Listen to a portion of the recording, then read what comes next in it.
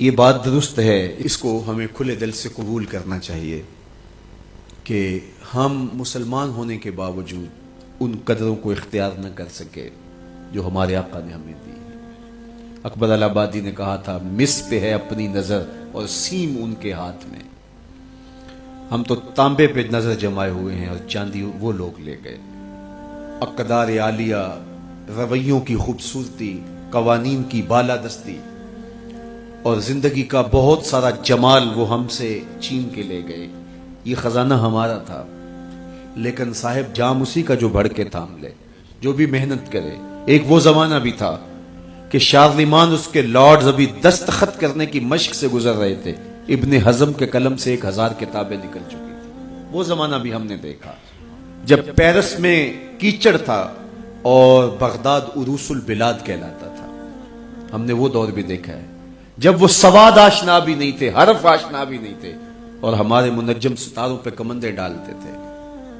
جب ہم محنت کرتے، خدائے زندہ زندوں کا خدا ہے، یہ اس کا اصول ہے، یہ اس کا ضابطہ ہے، لیکن جب ہم جو ہیں وہ پیچھے آ گئے تو انہوں نے آگے بڑھ کر جام تھام لیا۔ یہ بات میں ضرور کہوں گا، خیر کی قدریں جہاں بھی ہیں، کسی کفر کے معاشرے میں بھی ہیں، لیکن وہ پھوٹتی میرے حضور کے قدموں سے ہی ہیں۔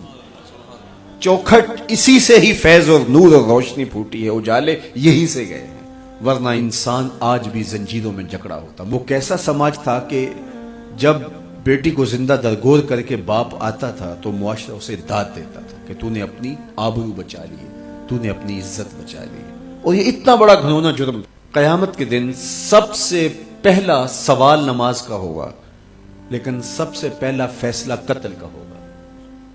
دوسرے لفظوں میں یوں کہہ لیجئے، حقوق اللہ میں سب سے پہلے نماز کا سوال ہوگا، اور حقوق العباد میں سب سے پہلا فیصلہ جو ہے وہ قتل کا ہوگا۔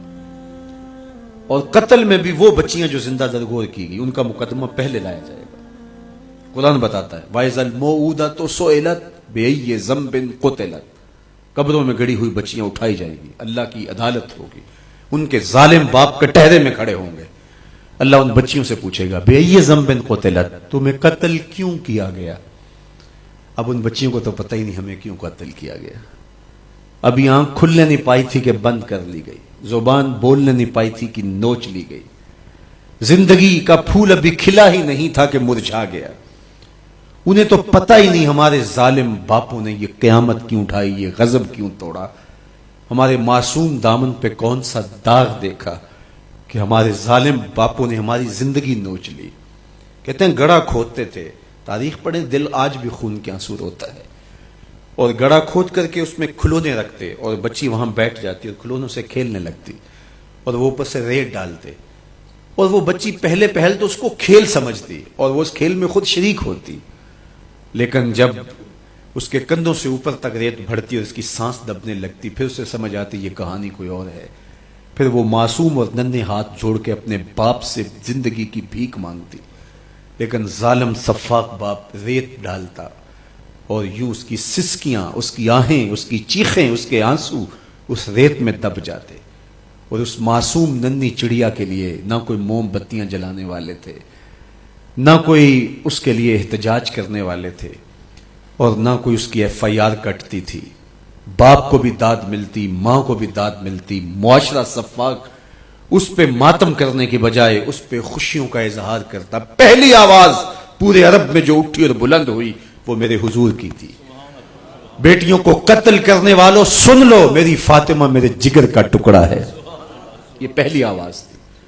یہ صرف کلمہ محبت ہی نہیں ہے، اس ظالمانہ سماج کے خلاف جو ہے وہ علم جہاد میرے حضور نے بلند کیا، میری بیٹی میرے جگر کا ٹکڑا ہے، اور کہا جو دو بیٹیاں، دو بہنیں اللہ کی رضا کے لیے پروان چڑھائے ان کا نکاح کر دے، قیامت کے دن وہ یوں میرے نیڑے ہوگا جس طرح یہ دو انگلیاں کری۔ یہ جب میرے حضور نے فرمایا، مجمع سے ایک شخص کھڑا ہو گیا، حضور کیا جس کی دو بیٹیاں نہیں ہیں اس کو یہ اعزاز نہیں ملے گا؟